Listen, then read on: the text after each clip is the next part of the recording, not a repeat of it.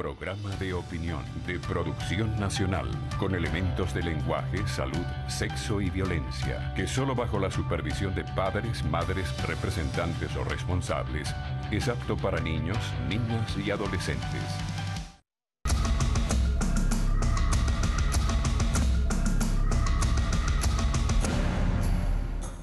Amigos televidentes, bienvenidos a una nueva emisión de Regiones. Les saluda Ricardo Salmerón. El licenciado Carlos Croes cumple con unas asignaciones especiales el día de hoy. Ya no está en el estudio Nancy Hernández, presidenta de la Federación Nacional de Sociedades de Padres y Representantes. El tema educativo. Hay mucha preocupación entre los padres y los representantes por todo lo que tiene que ver del inicio del año escolar, obviamente, y también lo que es el costo de la matrícula en los colegios privados. Esto ha aumentado, ha habido una resolución por parte del gobierno nacional, se están dando estas asambleas de los padres y representantes, pero hay una situación económica que afecta tanto a las instituciones educativas como a los papás y a las mamás, que al final son los que tienen que pagar, ¿no?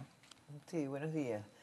Bueno, efectivamente hay una situación no solamente en el sector educativo privado, sino además en el sector oficial, que debería ser además la columna vertebral del funcionamiento de la educación en Venezuela.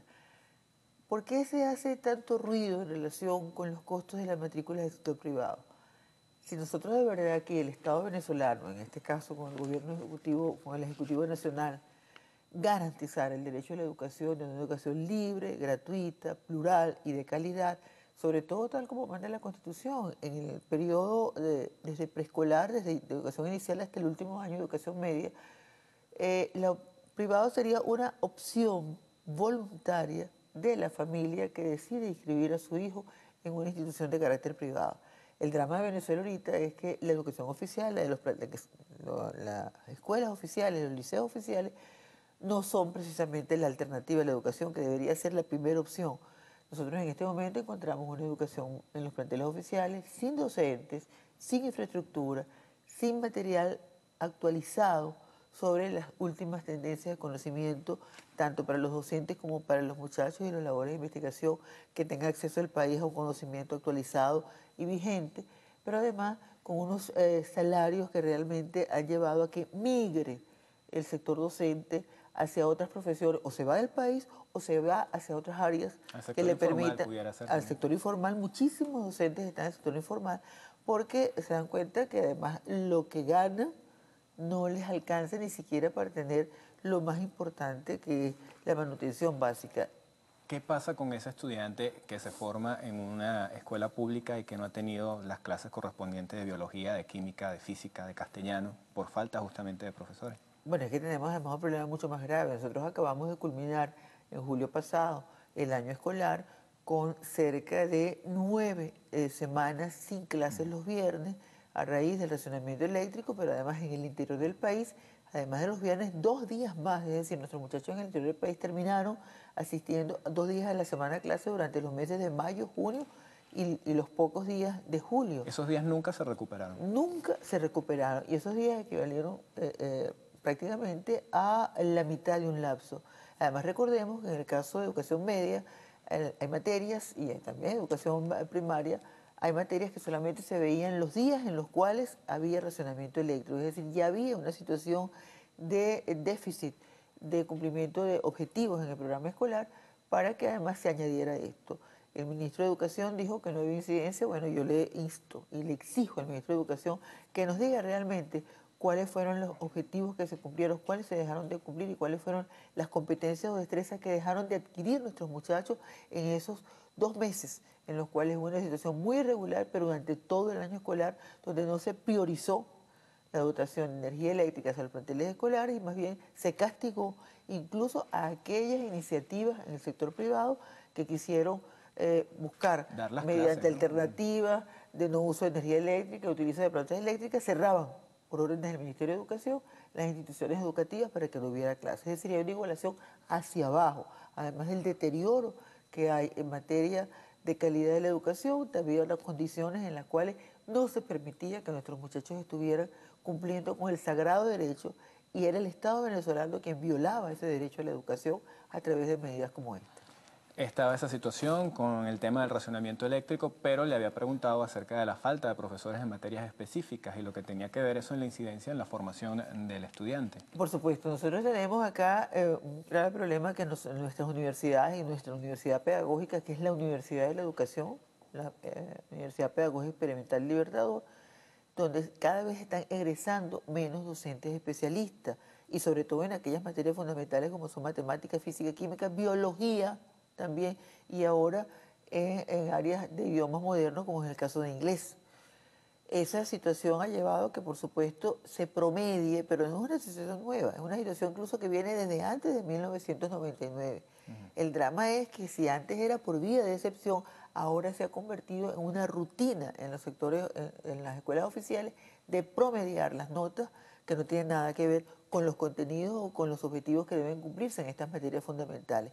Eso, por supuesto, lleva a que nuestros muchachos estén saliendo de bachillerato, y no soy exagerada cuando digo que están saliendo con analfabetas funcionales, muchachos que no tienen capacidad de pensar, de procesar competencias, de no saber redactar un párrafo porque no tienen las condiciones, que cuando por este perverso programa que hace el Ministerio de Educación sobre que todo el mundo tiene que ir a la universidad porque no hay alternativa para salidas intermedias en el caso de educación media, nos lleva a que los muchachos se frustran una vez más. Salen con un papelito que no hay constancia de que realmente hayan adquirido todas sus competencias por falta de docente, pero además por falta de cumplimiento del programa. Y cuando llegan a la universidad, el grueso de esos muchachos que llega no logra superar el primer semestre. Es decir, que son unos estudiantes que pudieran fracasar en lo que es la etapa de educación superior. El fracaso está pintado en la pared de nuestros muchachos que están saliendo con esas deficiencias importantes y con esa falsa esperanza que le dictan al decir que si ya eres bachiller y puedes ingresar a educación superior. No, no es cierto. Bueno, vamos a hacer una pausa, amigos. Al regreso seguimos conversando con Nancy Hernández, presidenta de FENASOPADRES.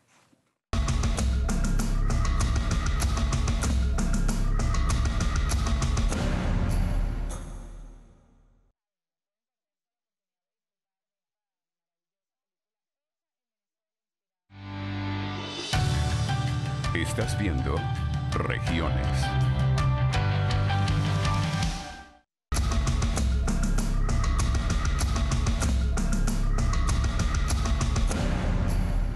Bueno, seguimos en Regiones y sigue con nosotros Nancy Hernández. Veníamos abordando el tema de la difícil situación de la educación en nuestro país. Usted ya señalaba algunos aspectos, pero uno de ellos tiene que ver con el aumento de la matrícula, es decir, lo que los padres van a tener que pagar en el próximo periodo escolar. Esto ha hecho que muchos papás se vean en la necesidad de migrar hacia la educación pública. La educación pública, por lo que usted ya señalaba, quizás no pudiera estar preparada para recibir a esta cantidad de nuevos estudiantes que van a estar en esas aulas.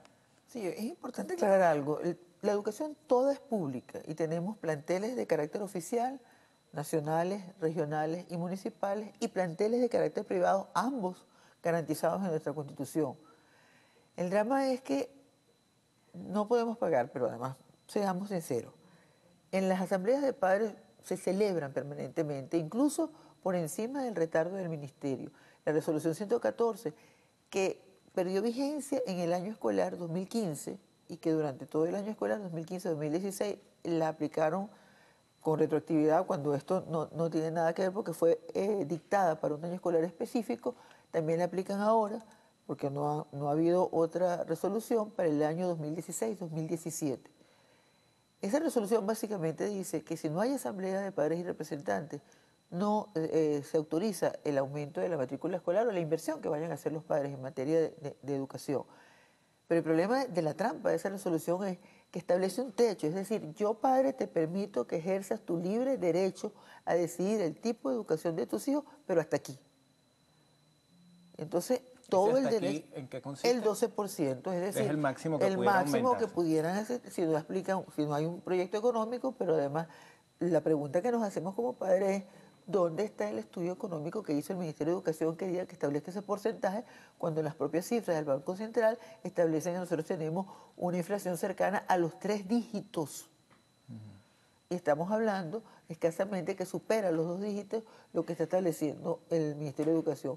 Es que nadie puede pagar un costo con estos niveles de inflación. No se trata de especulación o de no derecho de los padres. Es que nadie, con estos niveles de salario, ningún docente, ningún profesional, ningún trabajador puede pagar con estos niveles de inflación una matrícula escolar.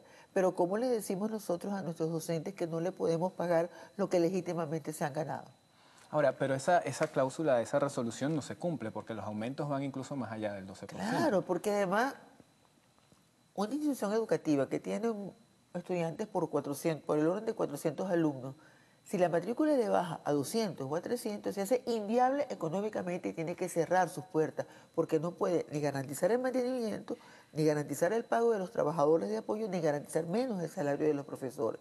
Es decir, que si no vemos el problema en su contexto, nosotros no podemos hablar en este momento tal como falsamente han aseverado autoridades educativas que será un problema especulativo. No, nosotros como padres siempre hemos insistido, tiene que estar la Asamblea de Padres y Representantes aprobando la inversión. Lo que no puede haber es un cercenamiento de ese derecho por parte del Estado que cada vez limita más y no garantiza el derecho a la educación donde es su competencia. ¿Y ustedes han tenido conocimiento de que estas asambleas se están haciendo? ¿Han habido denuncias de repente por algunos padres y representantes donde se ha hecho el aumento sin consultarles? Ha habido, pero cada vez son menos las denuncias y nosotros emplazamos al Ministerio de Educación que nos diga dónde están esas instituciones que no hicieron asambleas de padres y representantes y nosotros acompañamos a que se celebre porque defendemos el derecho de los padres. El problema es que el Ministerio de Educación dice, hemos supervisado 200 colegios, 300 colegios, 154, pero no dice quiénes son, ni por qué, ni dónde están, ni cuál es el proceso que debe hacerse, sino que además hay toda una política coercitiva, amenazante hacia el sector privado, pero el Ministerio pretende ocultar el sol con un dedo cuando no cumple con su deber.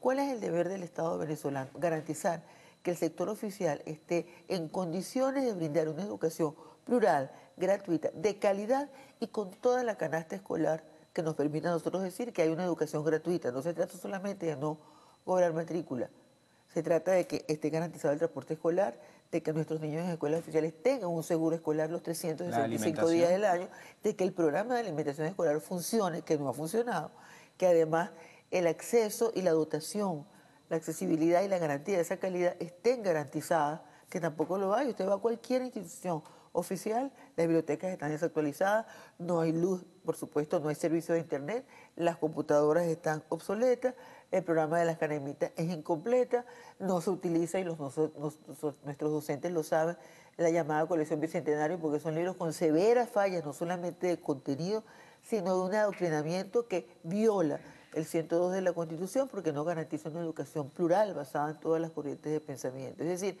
el sector oficial, que es responsabilidad del Estado venezolano y en primer lugar del Ejecutivo Nacional, no está garantizando el derecho a la educación. ¿Cuál es el rumbo de una sociedad ante una educación que, como usted lo señala, presenta tantos déficits?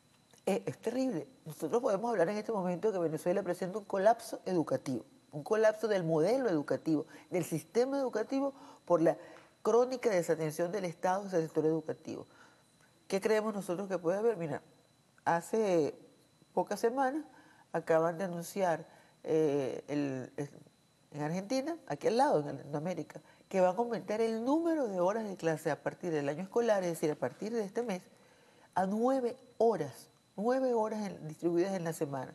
Y nosotros estamos disminuyendo la calidad de la educación y el horario efectivo, la cantidad de horas que reciben nuestros muchachos.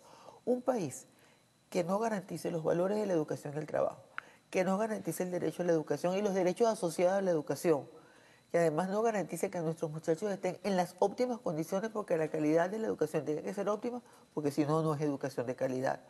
Es un país que va rumbo derecho, tal como lo hemos establecido nosotros, a un colapso del sistema y del modelo educativo. Bueno, muchísimas gracias a Nancy Hernández, presidenta de FENASOPADRES, la Federación Nacional de Sociedades de Padres y Representantes. Amigos, hay mucho más acá en la mañana informativa de Televen. Al regreso, sigan con nuestra programación.